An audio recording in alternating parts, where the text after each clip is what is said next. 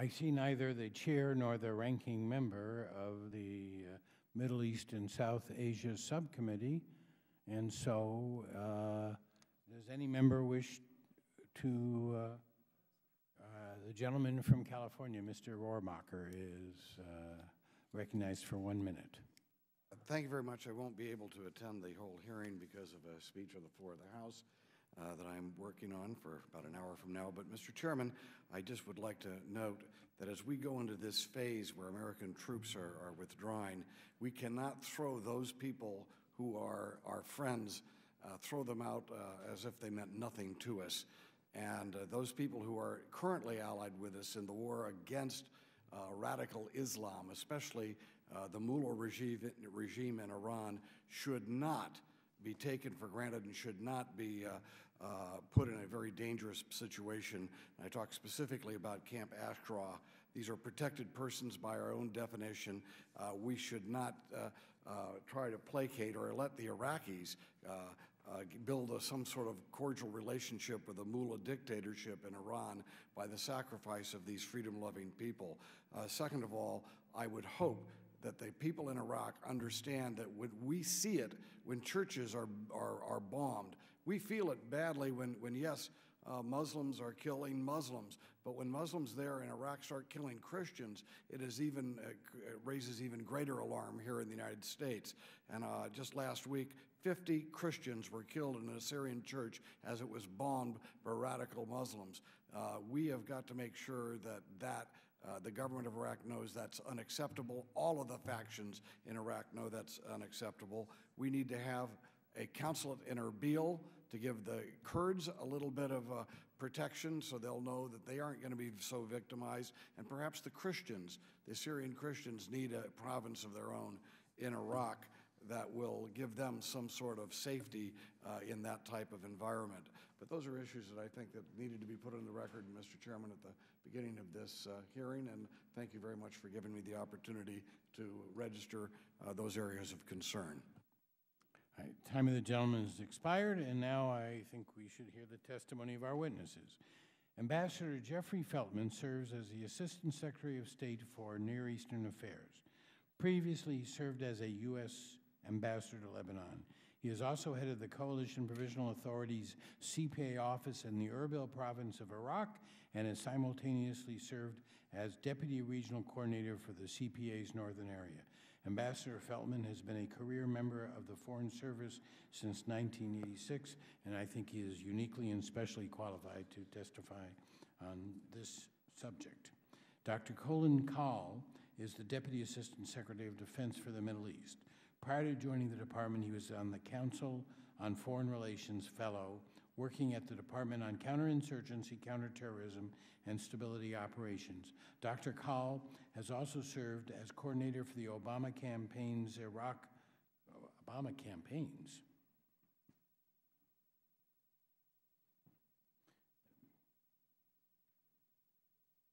Was it the Obama campaigns? Obama campaign's Iraq Policy Expert Group. Oh, I get it. Okay. It was. Well, it's good they had an expert group.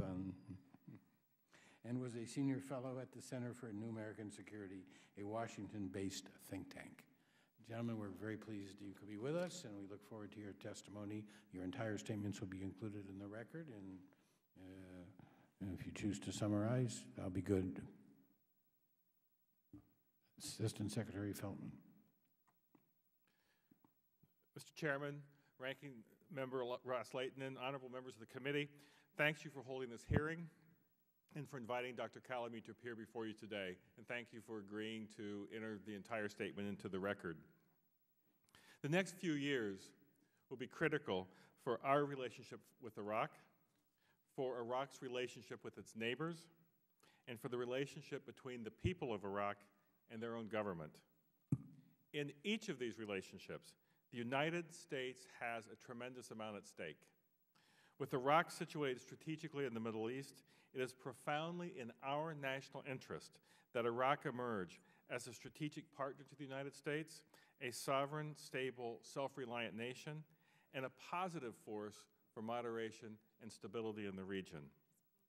For most of the past 40 years, Iraq has played a negative, a destabilizing role in the region, often allied with our adversaries and posing a threat to U.S. interests and those of our friends and allies.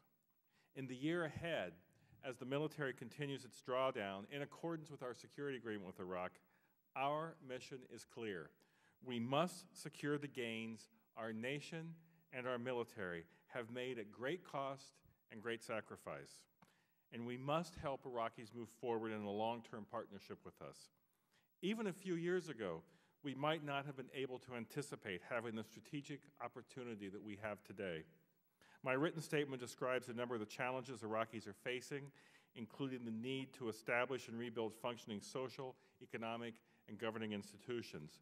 Iraqis have made significant strides, particularly in the security area.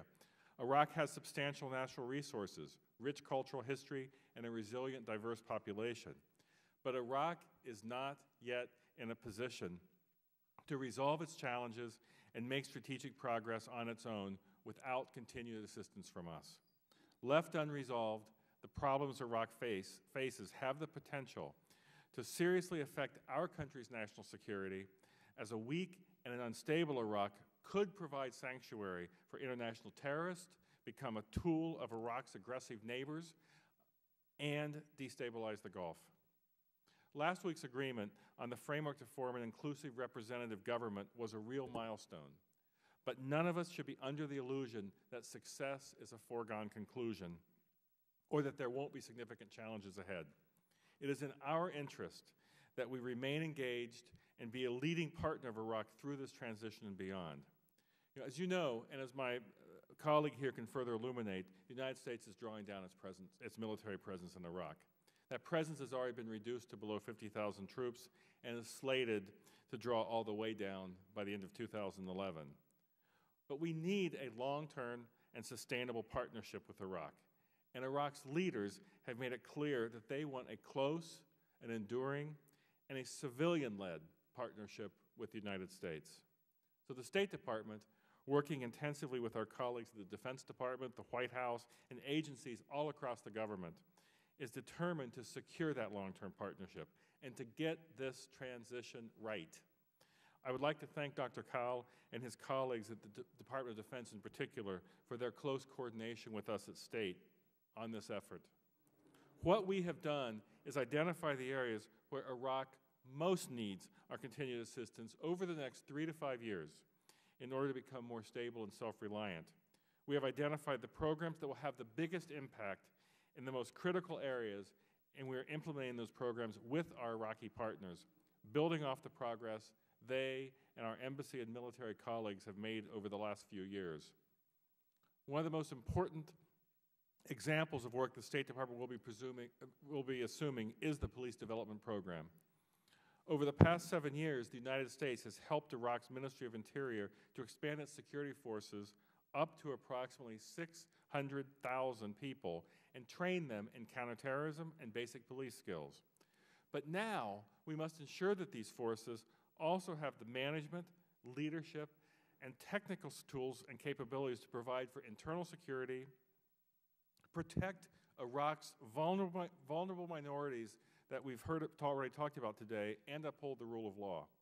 This is a basic element of civil society, of more reliant economic growth, and of respect for human rights.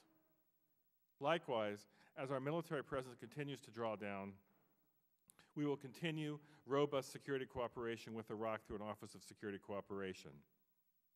We're also implementing assistance programs aimed at ensuring that Iraq's economy will be able to stand on its own feet and be truly self-reliant. Iraq isn't there yet. Despite having vast oil wealth in the ground, Iraq lacks more basic infrastructure and will not be able to fully benefit from these resources for at least 5 more years. So our programs help Iraq to establish banking and regulatory frameworks and put in places policies for economic growth and diversification, which will also help secure the investments of U.S. companies in Iraq. Outside of Baghdad, as you mentioned, Mr. Chairman, we plan to open 2 consulates general in Basra and Erbil and 2 temporary embassy branch offices in Kirkuk and Mosul. Our officers there in these offices will engage directly with Iraqis at the regional and local levels, helping to diffuse tensions and build institution and other capacities. Tensions between Iraq's communities are still significant, and we have an important role to play in helping Iraq's leaders resolve these sources of friction. Turning to how we are transitioning from a military to a civilian lead, let me say first that we have, as you all know, the finest military in the world, and they have done heroic work in Iraq. The State Department will now assume some of these roles and activities previously carried out by the military. Some of these we in the State Department have never done before. Dr. Kahl may talk more about the excellent support that DoD is providing to us as we move forward. Within the State Department, there are 7 operational areas we focus on when we talk about transition: property, facilities, security, life support, medical aviation, and contractor oversight. In each of these cases, we are engaged in very robust planning and pursuing our interests in partnership with the Iraqis. In summation, securing Iraq's future as a sovereign, stable, self-reliant nation, a positive force in the region, and a strategic partner of the United States is a massive undertaking. I see the transition from a military-led presence in Iraq to a civilian-led presence to be a defining test of the Foreign Service and of the nation's diplomatic corps that I'm proud to serve in. Our civilian effort in Iraq is a prime example of Secretary Clinton's strong desire to create a more expeditionary workforce that can rise to meet the challenges of the 21st century. It's imperative that we succeed and that we're able to seize the opportunity and make good on the enormous investments and sacrifices made by Americans and Iraqis over the last 7 years. I look forward to answering any questions the committee may have, and I look forward to working with this committee on achieving these goals. Thank you very much, Assistant Secretary Feltman, and now Secretary Kahl. Chairman Berman, Representative Ross-Layton, and distinguished committee members, I appreciate the opportunity to appear before you today alongside my colleague and friend, Assistant Secretary Jeff Feltman, to discuss the issues and challenges associated with the United States transition from a predominantly military to a civilian-led presence in Iraq. This transition includes 4 key components. The first is ensuring that the Iraqi security forces reach what we at DoD call minimum essential capabilities, or MEC. Second is developing a state-led police development program. Third is expanding the diplomatic presence. And fourth is establishing an Office of Security Cooperation in Iraq, or what we call OSCI. These programs, implemented under the Strategic Framework Agreement, are the foundation for building our continued strategic partnership with the government and people of Iraq. This is a partnership that includes robust diplomatic, political, economic, and security cooperation. Assistant Secretary Feltman has discussed the overall U.S. policy and the specific programs for our post-2011 presence, so I want to focus my remarks on the security situation in Iraq, which is enabling our responsible drawdown to continue as the Iraqis step forward and assume primary responsibility, as well as the support of the Department of Defense, the support we're providing to the State Department to help the transition process that Assistant Secretary Feltman alluded to. First thing I want to talk about is the security environment.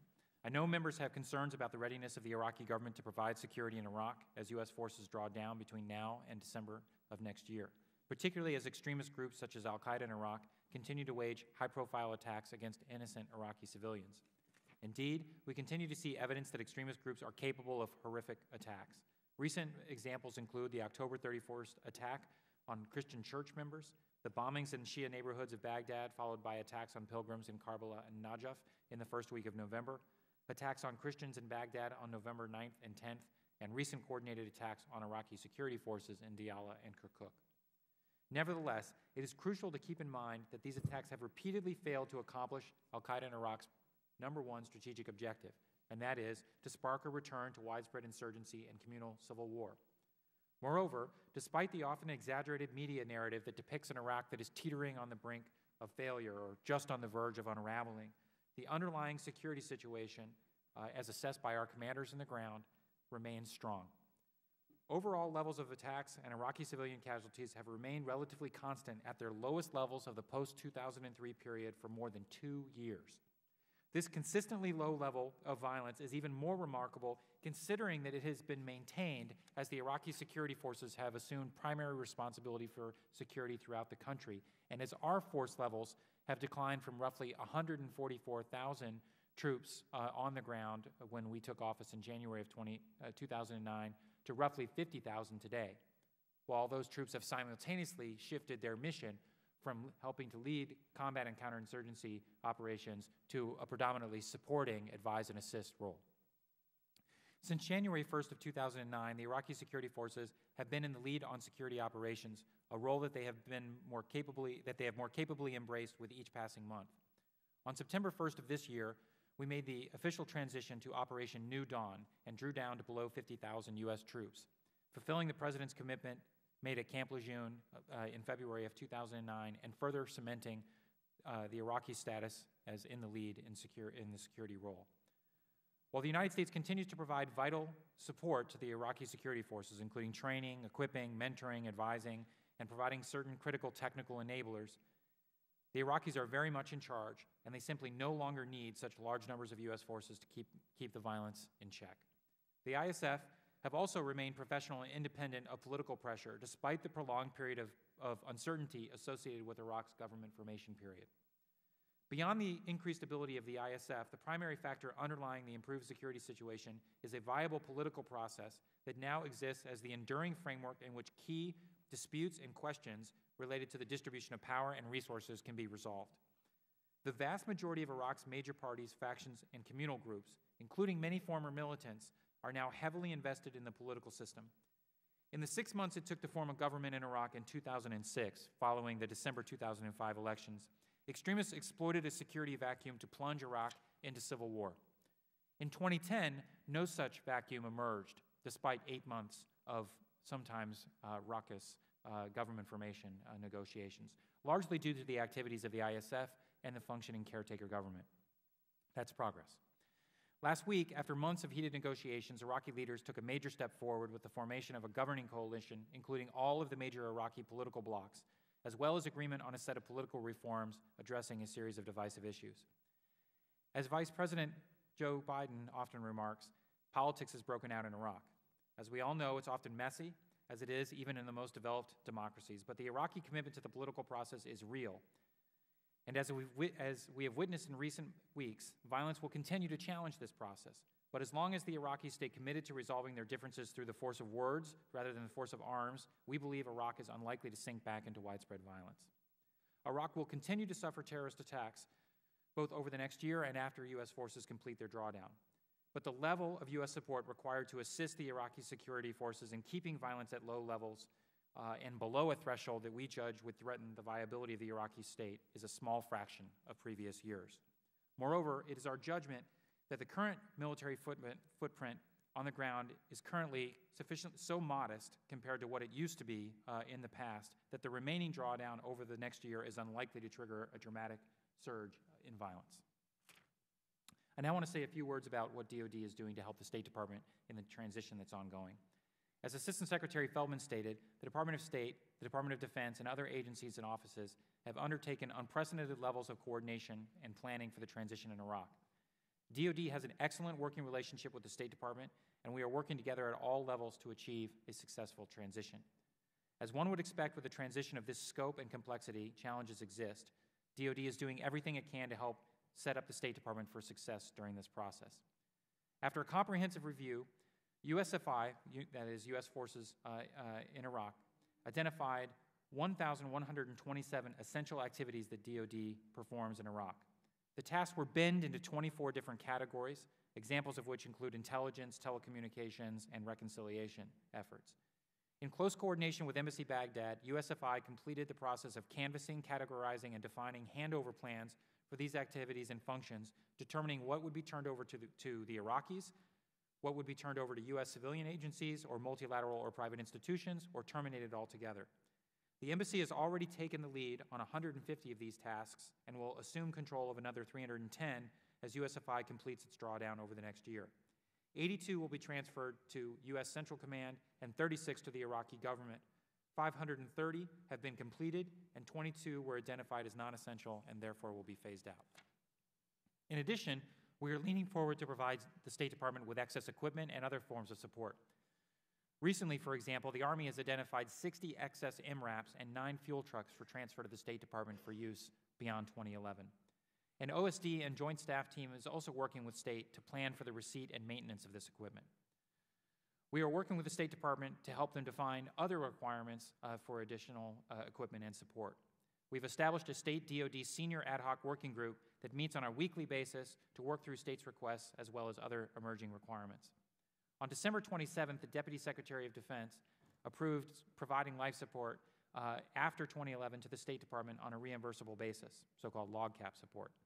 Embassy Baghdad is receiving substantial technical support from USFI, the Army Material Command, and OSD staff. This is a good start, but in the coming year, DoD will likely have to do even more to assist the State Department to ensure a successful transition, and we will.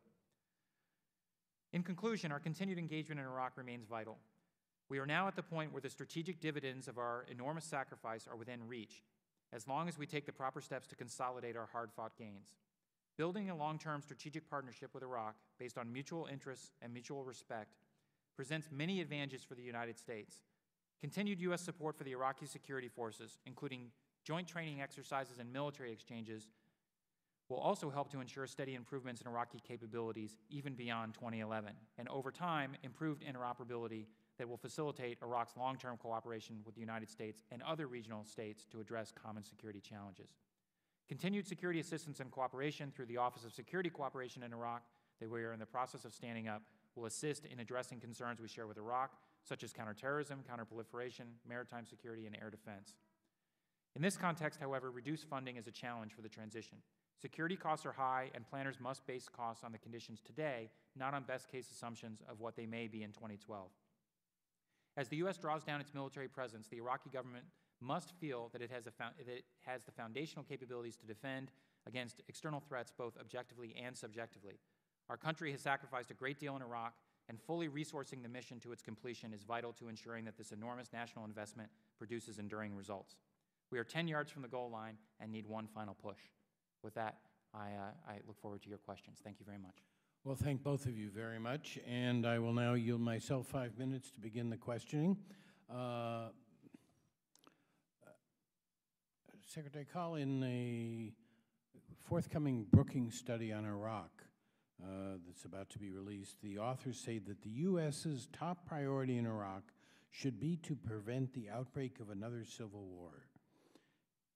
And by far, this is a quote from the draft, by far the most important U.S. military mission now is to support Iraq's internal stability by continuing to perform peacekeeping functions, especially, but not exclusively, in Kirkuk and other territories disputed by Arabs and Kurds in northern Iraq.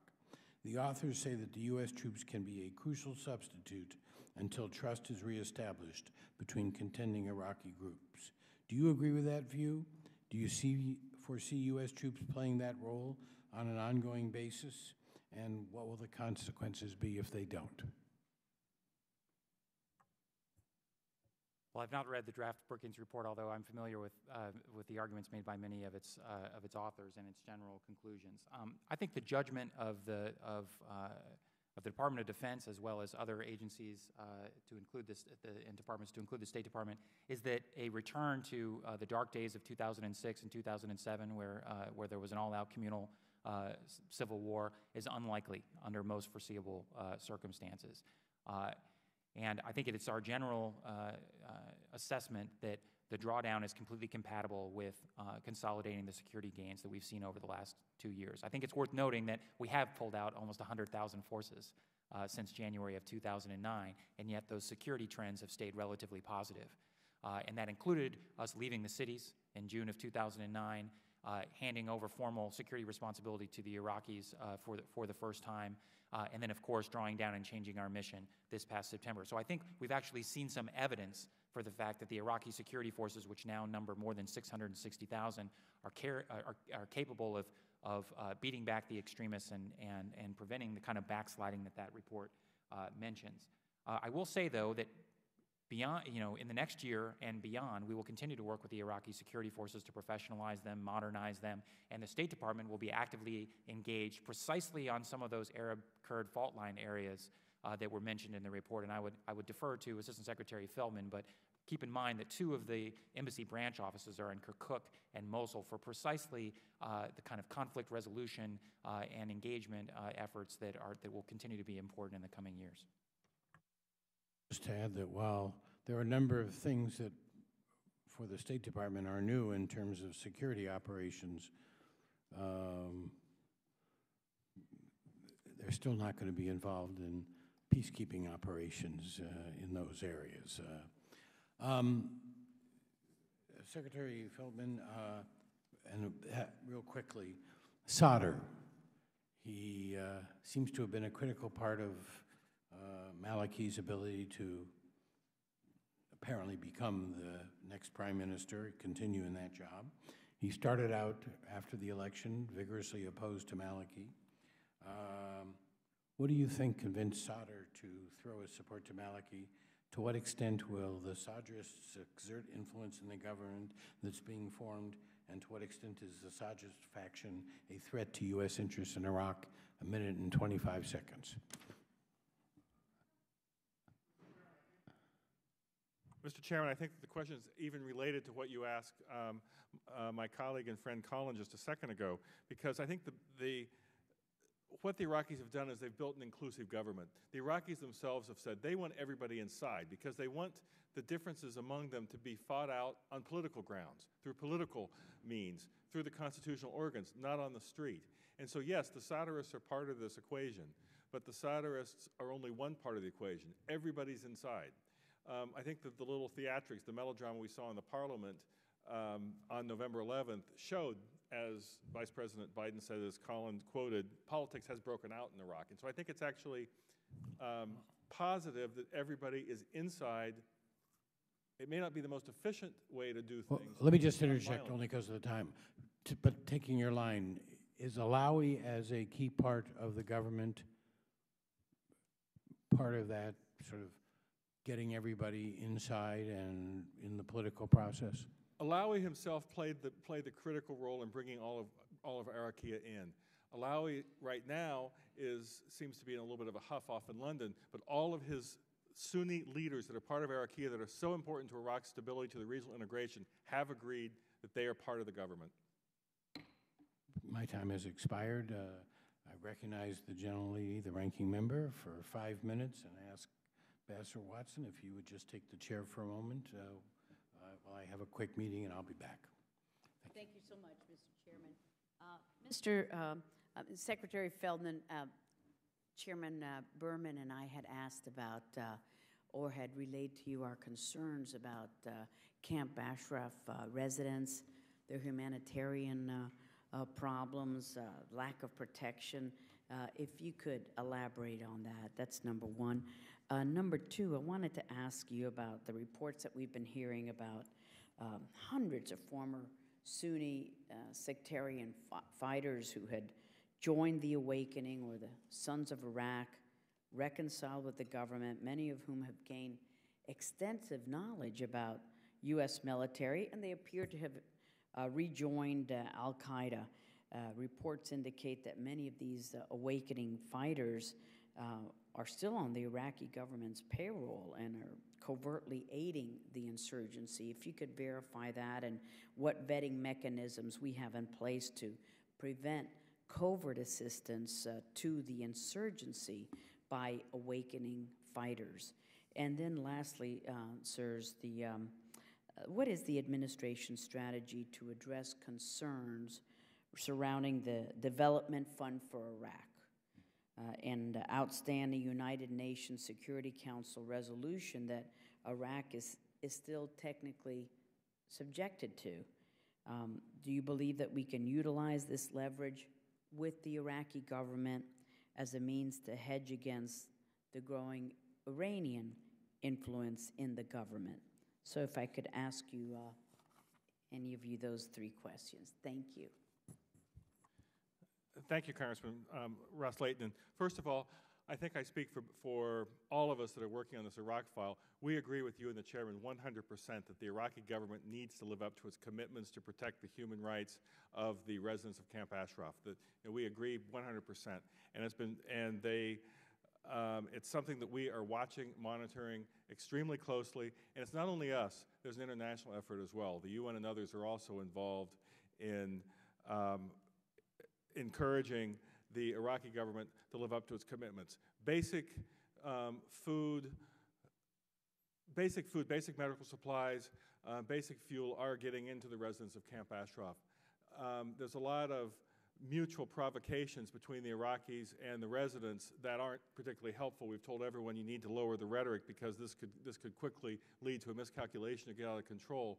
There have been some, when there have been incidents reported to us, we have engaged with the committee of the Iraqi government that's in charge of this portfolio, and I think that our engagement has had some success and reminded the Iraqis of their obligations under international humanitarian law to provide for the human rights of the residents of Camp Ashraf. So we agree with you. We need to keep watching this, and we're glad that we have international partners that are involved. In terms of the Sons of Iraq, in general, I would say that this has been a success story. By the time of the Iraqi elections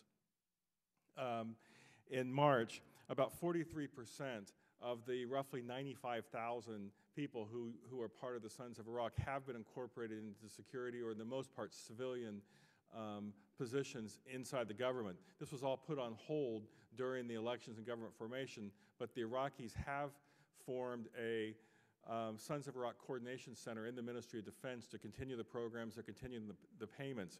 In terms of allegations of individual members, I'll ask Dr. Kahl if he can comment, but in general, this has been a success story, and I think that the overall numbers tell us this. If you look at 2007, there were about 3,800 violent incidents a month in Iraq, 3,800.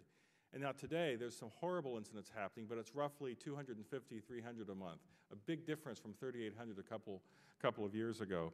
On DFI, Iraq, as you know, was subject to a number of Chapter 7 obligations under the Security Council, mostly stemming from the 1990 invasion of Kuwait.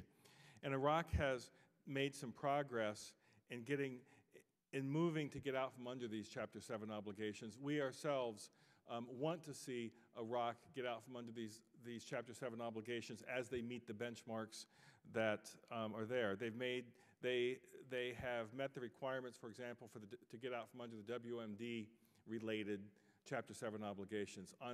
They are working to complete the oil for food. But some of these are actually things I think that even the Iraqis would agree are helpful. Resolution 1483 had a Chapter 7 obligation on all of us Thank you. to return. Thank you. I'm sorry, my time is up, Oh, but thank you. Good answers. Thank you, Madam Ambassador. And I would ask Mr. Fortenberry to take over for me. I have a few more appointments on the side. Yes, I was just going to go to Mr. Fortenberry for questions. In the meantime, I'll recognize myself for the next 5 minutes while he's taking the ranking member's place. And I address this to both of you. The Commission on Wartime Contract in Iraq and Afghanistan has been expressing concern that the transition has, at least in the past, proceeded too slowly and suffered from inadequate coordination between the state and DOD. And what are some of the specific steps both departments have been taking to improve the collaboration and clarify what needs to be done as military forces leave and the state inherits some of their responsibilities, along with what is being done in your various departments to make certain that transition decisions can be made quickly and at high levels in order to avoid a bureaucratic backlog that may halt a successful transition. Start with you, Mr. Feltman, or Mr. Kahl? Thank you. I mean, there are a number of reports that we have that help us, that guide us, that show us some of the challenges of working in these environments, and so I'm glad you brought this up. And we certainly have a lot of lessons learned. I think the coordination right now, echoing what Dr. Kahl said earlier, is excellent. And I'll use one example. what we call LOGCAP. LOGCAP is logistics, civil augmentation program. It means life support. It's the DoD contracting mechanism that provides the life support for people working in Iraq. Now, we in the State Department have never had anything quite this complicated to deal with, and DoD has generously said that they will continue the LOGCAP contracting for us on a reimbursable basis. But it's the type of example of coordination that we're doing now, where DoD knows how to do this life support contracting, they know how to monitor it, they know how to make sure that there's proper oversight built in, they know all it takes. We're learning, and so they have agreed to renew the LOGCAP on a reimbursable basis to make sure we get it right. That's one example. Police training is another one, very key one. We will have our police training program in place by July 1st next year, but not actually taking responsibility for the program until October 1st next year. Well, let me just ask, is your police training separate from the training of their forces to be able to defend their own country? Is it a separate type of training? It is a separate type of training, but we've built in a 3-month overlap so that the transition is smooth. But what DoD has done is they have done force generation, built up the Iraqi force, built up the Iraqi security services. There were 58,000 police in 2003. There's now over 600,000 people that work in the security field. That's force generation, and there's been focus on basic training and counterterrorism operations. What the State Department will do is move to everything you need for a criminal justice and security system to work. You want honest cops on the. Yeah.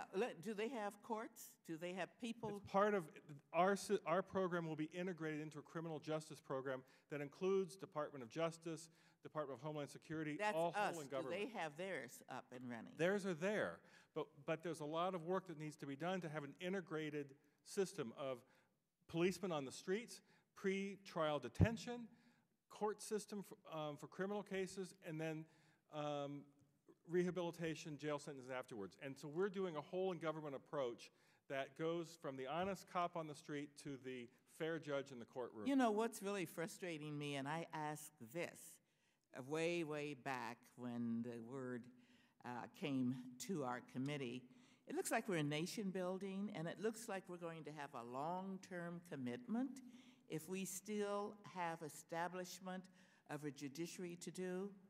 And you know, every time there is development of a new program in the process, it's costing us a lot. Can we see an end in sight in terms of the judiciary? I mean, we're building a nation and we're paying the cost of it. And what confounds me is, why is it taking the Iraqis so long to see their own people trained to fight crime and then to protect their own borders? What's wrong? I think I left out, I'm sorry, I left out a key difference between the DoD force generation security program and what we're doing now. We're working much more on train the trainers so that they themselves are doing the work. That's what I wanted to hear. Train the trainers so that we can get our people out there in a reasonable amount of time. We're talking about a transitional program and not doing things that the Iraqis themselves need to be responsible for. We're talking about how to unleash the Iraqi capacity so they can do it themselves. Absolutely. We've been there, what, 8 years now? Yeah, about 7, 8 years. Yeah, slow learners, I guess. You know, what did they do before? Did they depend on Saddam Hussein? Yes, sir. Mr. Kahl. I would just say, you know, one of the challenges, of course, is that it's been a little bit like building an airplane in flight. We've been generating a lot of these institutions, helping them build back institutions that were flattened or left to degrade under Saddam Hussein's dictatorship, and then 20 years of war and sanctions and other things, as well as obviously the strife that inflicted the country in the aftermath of the 2003 invasion. So we're building institutions in an incredibly challenging environment. There are institutions for the rule of law. They continue to be a work in progress. But in fact, one of the things, I think, just anecdote, one of the things that actually catalyzed the government formation coalition that we saw over the last couple of weeks was a ruling by the Iraqi Constitutional Court that time was up. And that the Iraqis had to go on with forming their government. And the fact that the court made that ruling and that the Iraqi politicians complied, I think, is evidence of an evolving rule of law. Yeah, my time is up now, but I'll just say this last thing before I get to Mr. Fortenberry. I see a long-term commitment. I mean, we've had this conversation in this committee a couple of years ago, still going on. And I'm wondering, and it appears to me that they would like us to leave their country. And maybe we ought to compromise and leave sooner. If we've been training the trainers in the last few years, they're slow learners if they don't have it now. And with that, I'll go on to Congressman Fortenberry. Thank you, Madam Ambassador. Gentlemen, I appreciate your willingness to come out today. I believe primarily my discussion will be with you, Mr. Secretary Feltman. Pleasure to see you again. As you know, I'm from Nebraska. Now, when you think about Nebraska, you might think of corn, cattle, football, something like that. But it's also home to a diverse set of communities that are a diversity of communities of refugees, many of whom are Iraqis who have sought asylum and the peaceable environment out on the prairie. And I want to also commend your deputy, Mr. Corbin, for coming out to Nebraska. We actually had a very productive town hall meeting, as I've shared privately with you before, with the Iraqi community, and learned that there is a good continuity there, even in Nebraska, among people who have perhaps in their former homeland didn't necessarily have the type of interaction that you would expect in America. So that was a pleasant surprise. With that said, I think the extent to which we can judge our efforts in Iraq as a success is also dependent upon a very important question, to the degree that we have helped protect ethnic and religious minorities and help them fully integrate into the economic and political life of the emerging new country. There is a quiet diaspora going on in Iraq, and that's become heightened of late with the bombing of the Catholic Church. Many people perhaps don't realize that Iraq had as many as 2 million Christians at one time. The number may now be as low as 400,000. And this problem that's going on not only in Iraq but in other places of the Middle East robs people of their ancient homeland. It is a grave injustice. It is becoming incumbent upon countries such as the United States to help absorb populations who have a right to remain in peace and security in, again, their ancient homeland. So again, the bombing of the church several weeks ago highlights the vulnerability here of that particular religious minority, but there are others. In my town of Lincoln, we have a fairly well-established Yazidi community as well, another ancient religion who has traditionally enjoyed some degree of insulation within the borders of Iraq. So it's my understanding that the Prime Minister visited the church that was bombed. I think that was an important signal. It's my understanding that they have committed to rebuild the church with Iraq's funds. But what else can we do to work in tandem, particularly with the international community, as well as strengthen the political culture to demand, to cajole, to admonish that the religious minority populations are an essential part of Iraqis' important cultural history in the Middle East and provide a leavening presence in that country, and their loss would be devastating, I think, to the future of the country. Congressman, thank you. We share your sentiments, we share your horror over the church bombing and the other attacks that these vulnerable minorities have suffered. It's atrocious, it's reprehensible. I would say that we in the government spend more time thinking and talking about the Iraqi vulnerable minorities than we do the larger groups in Iraq, and that's because they're more vulnerable. They deserve to have more attention, more thought put toward how we might play of assistance.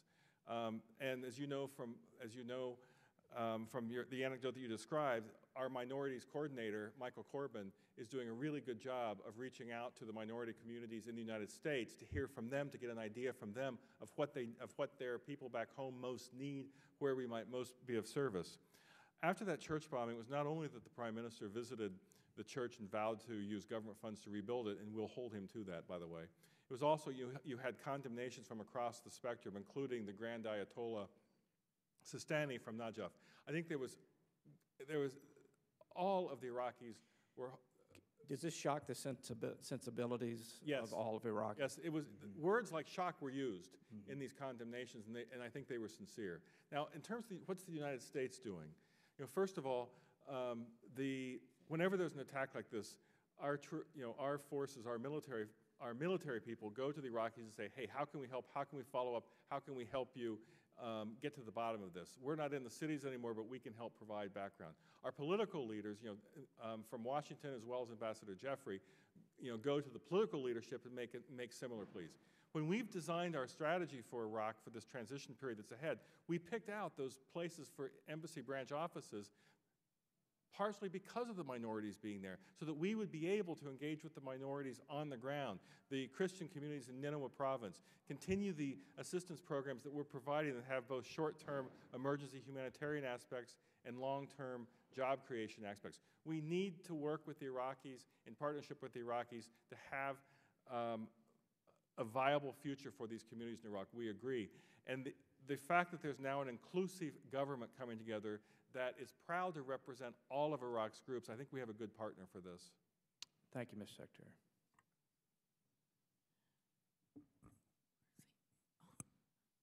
I'd like now to call on Mr. Costa from California for questions. Thank you very much, Madam Chairperson. Secretary Kahl, you talked about the drawdown dates, and what do you believe the military's presence in Iraq will look like 5 years from now? Congressman, that's a good question. We have an agreement with the Iraqis. It was negotiated by the Bush administration in November of 2008. At the time, it was referred to as the Status of Forces Agreement. We call it the Security Agreement. It calls for remaining forces to be out of Iraq by 2011. The President has been clear that we are going to comply with the terms of the security agreement. We will have a robust Office of Security Cooperation that lingers beyond that, which falls under the Chief of Mission Authority. But at the end of the day, it really is going to depend upon the Iraqis' ability to stand on their own and what presence they want us to play? Well, it's not completely conditions dependent because we have an agreement. So the only conditions I'm talking beyond the agreement. I understand, sir. It would require the Iraqis to request an additional stay and for us to agree to that. Yeah. In terms of the transition between you and the State Department, I think there's concern, there always has been, in terms of American personnel, embassy people, USAID, to ensure security as they're in the outlying provinces.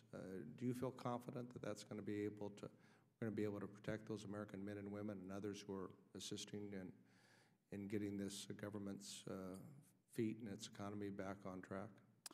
I feel confident that the State Department is planning against the security conditions as they are now. And since we expect the security conditions to continue to improve, I think that the State Department will be well positioned beyond 2011 to continue to operate and contribute to Iraq's progress beyond that point.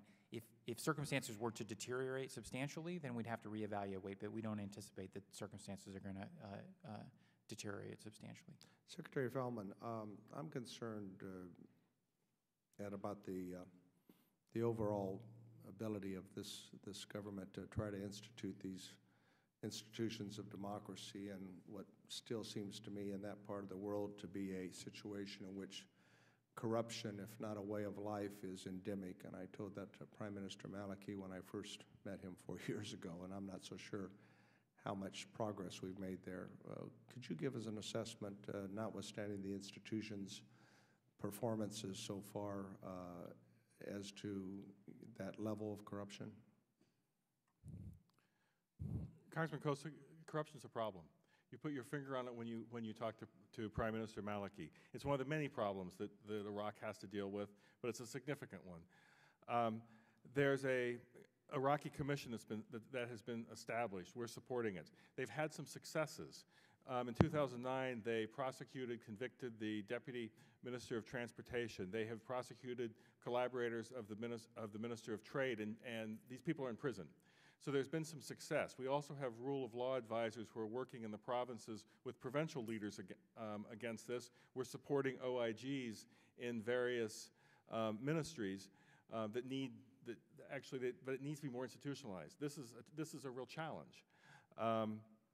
We ourselves have a coordinator against anti-corruption measures in the embassy. We have a part of the embassy that's working full-time on the very issue you recognize, because the Iraqi people have to see that the government is accountable. Accountability is part of having a responsible democratic government. And how would you grade the ability of the government thus far to demonstrate some level of credibility that they are, that it's just not a way of life as I described it to the Prime Minister, and that they are making changes, that there is some people that are viewed to believe to be on the up and up? A couple things. I mean, maybe in partial in response to even your meeting, Prime Minister Maliki did announce, and with our support, an anti-corruption campaign that he himself has put his name and office behind, so that there was a high-level push. Again, we're supporting this in terms of institution and financing as well to give it some heft. And these prosecutions that took place were, high-profile prosecutions, so people can see that there's stuff taking place. But a lot more needs to be done. Yeah, obviously. I want to switch track quickly before my time runs out. On my last visit there, we went out to Anbar province and we started doing some exchanges. Not only do they have a tremendous amount of oil resources, but it used to be the breadbasket of the Middle East. There's tremendous agricultural opportunities with the Tigris and Euphrates. What efforts have taken place to get the agriculture economy going again? We've done some exchanges with some of our universities, with Fresno State in California and Anbar University. Are there more of that going on? Well, a couple of things. USDA in June took out a delegation with representatives from 17 U.S. agribusiness firms to try to find partnerships and opportunities with Iraqis. They met with over 200 Iraqi agribusiness representatives. So we're trying to promote some U.S. business exchanges, in line with what you're doing apparently on the academic side. Also, AID is stepping up work in the agricultural sector, because it's not only that they used to be a breadbasket, it's a real potential for employment generation. Iraq needs jobs that are in the non-oil sector, and this is a real potential. Thank you. Thank you. I now yield 5 minutes to the gentleman from Texas, Mr. Poe. Thank you, Madam Chairman. Thank you both for being here. I want to zero in on first Camp Ashraf and the situation as it is today and what's taking place there. I personally am concerned about the residents of Camp Ashraf, the 4,000 people that are in there. Have received information from the residents about several things that are taking place. Here are some photographs taken by residents of Camp Ashraf, and I'll have to let these get closer to y'all. And their concern is about the 112 loudspeakers that are posted around the entire camp that are blaring into Camp Ashraf at all times of the day and night. Apparently, comments such as we're going to set Ashraf on fire, Ahmadinejad is a great president and all of you should follow him. You will soon see how the Iraqis are going to attack and destroy this camp, and we will hang every one of you. Seems to me to be some type of psychological torture, torment, whatever you want to call it, to the residents of Camp Ashraf. First of all, I'm not sure who's doing this. Is it Iranians with the permission of the Iraqis? Is it Iraqis? Is it both? Do either one of you know about this? Secretary Feltman? We certainly have, the residents of Camp Ashraf and their family and family members here have certainly told us about this. We're aware of this, yes. And what's your opinion of it? Do you think that's the way we ought to be treating folks in Camp Ashraf? I mean, Congressman, Camp Ashraf is on Iraqi sovereignty. That's just a fact. We have to accept. I understand that, but do you think these are Iranians or Iraqis that are making these, blaring these loud? I don't know who's blaring it in, but the commitment that we have from the Iraqis that they must live up to, that we will be working to make sure they live up to, is that they do not deport them to a country where they could be tortured for their political beliefs, where they could be arrested or detained for their political beliefs. And that is a commitment that the Iraqis have given us. It's part of an international understanding. That's what the Iraqis Excuse me, I just limited on time. Do you think that that is a commitment that they are going to live up to, or we just hope they're going to live up to? We're watching this all the time. Camp Ashraf residents are not popular in Iraq. They were part of the whole Sudan. I know where they came from. I know they're Iranians. And so this is a political issue in Iraq, and both sides around that camp, in our view, have engaged in needless and dangerous provocations. Basically, well, do you think that setting up 112 loudspeakers that are going off all days or nights, saying all kinds of propaganda things against the Camp Ashraf residents is something that should be a concern to the United States, or we should just forget this because now it's not our problem? No, I think that all of these basically dangerous versions of name-calling, provocation, et cetera, should all be stopped, because you don't know when things are going to get out of control there. You don't know when someone's going to cross a line that leads to violence. It's happened before. So what are we doing about this, these loudspeakers? We are in constant touch with the Iraqis on this. The UN is in constant touch with the Iraqis on this. There have been some incidents have taken place lately that we have played a facilitating role in calming things down. So are we trying to get these loudspeakers down, or are we just talking about it? We're telling people you need to lower the temperature on both sides. So if they don't, what do? I'm just concerned about when we're finally gone, what happens to these residents in Camp Ashraf? We support an international solution for this whole problem. We need to have an international resolution for the whole problem of the residents of Camp Ashraf. It is you can't predict when there might be one of these provocations that crosses a line and leads to violence. Exactly. Are you concerned as a representative of the United States about the Iranian influence in not only Camp Ashraf but Iraq as well? Yeah, of course. We're concerned about Iranian influence across the region. I'm the Assistant Secretary for NEA. We see Iran's bad behavior in a lot of different places. But what we see happening... Is it stabilized? Is it getting worse? Is it about the same? Is it getting better? I mean, kind of give me a thermometer of what your opinion is of the Iranian influence in Iraq. It's there, but I think that the Iraqis have shown time and time again that they're making decisions based on Iraqi considerations. And if you know, whether it's talking about government formation, how to conduct elections, how to do their alliances, whether to go against the Iranian-backed Shia militias, time and time again, the Iraqis have acted like Iraqis. One more question, if I may. The Christians that have been murdered in Iraq, is our position as the nation, who's responsible for that? Al-Qaeda claims responsibility. Do you agree that Al-Qaeda is responsible for that or somebody else? Yeah, and specifically a group called the Islamic State of Iraq, which is an Al-Qaeda affiliate, has taken credit. We think it's credible. And I think it shows how awful these people are that they're doing this sort of thing. But it also shows their desperation, that they're having to go after these vulnerable minorities because they have failed to reignite the Sunni-Shia clashes that I think they had hoped to ignite. Thank you, Madam Chairman. I now yield 5 minutes to the gentlewoman from Texas, Sheila Jackson-Lee. Madam Chair, it's a pleasure to have the opportunity to be yielded by such a distinguished diplomat as yourself. Let me thank Congresswoman Watson for her own service in the cause of diplomacy and peace and human rights. Thank Chairman Berman for yielding the chair to the Congresswoman, and thank the chairman for this hearing. If I've had a moment of pleasure on this committee, it is because of the very fine staff and diplomats of the United States Department of State.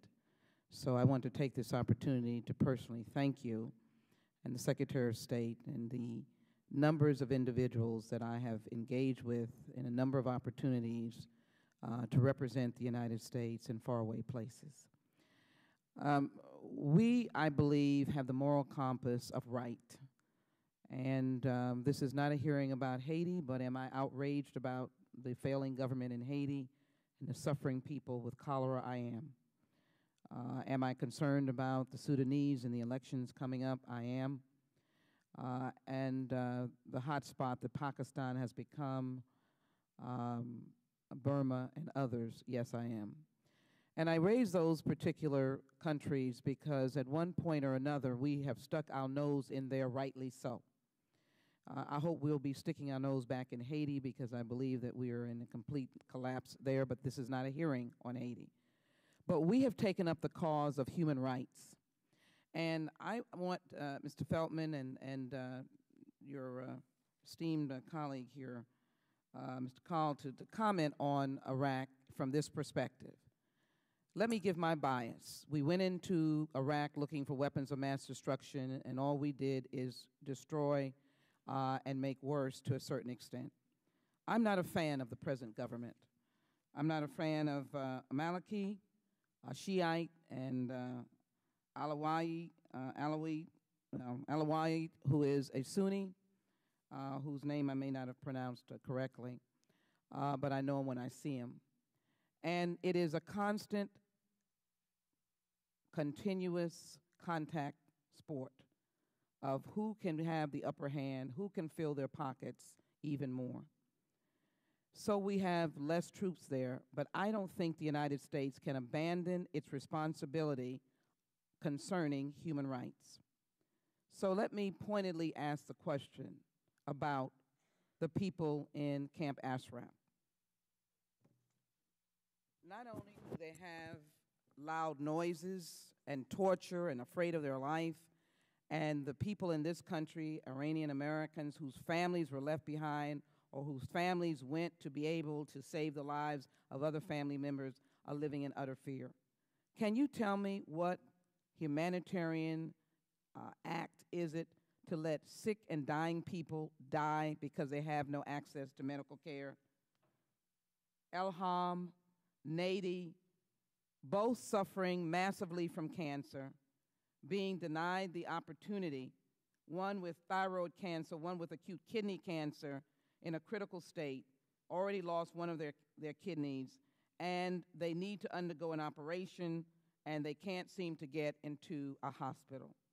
Where is our stance on human rights? We are continually to plow investment into Iraq, and let me be very clear. I hope we have a pathway of economic opportunity. I hope there is a pathway for businesses in the United States. After all, look at the enormous measure of blood that we shed in that place, and what do we have to show for it? I believe if we do not leave behind a civilized society that in their own way, they don't have to follow the American way. They don't have to have the Harris County public health system, but in their own way cannot treat people in a humanitarian way. If they cannot form a government in less than 100 years, which it appears to be, that still is not stable and still we have not agreed to, then we have failed. And if we keep continuing to say they're a sovereign nation, sovereign about what? They're not a sovereign nation. They're a collapsed government.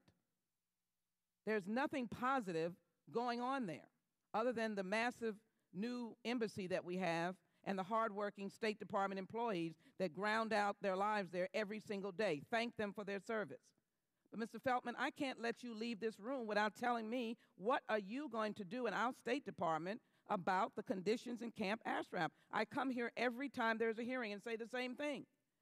And what we understand is the Iraqi soldiers are the ones that are intimidating these people. Now, if you can prove that they are spies, then it is something else. May I yield an additional minute to, well, let me yield for him to answer the question. Yes, Mr. Chairman. I will, unanimous consent, an additional minute to answer. Thank you. If there are spies, Mr. Feltman, let us know that, because that is a sovereign issue. But I want the State Department to act. Thank you.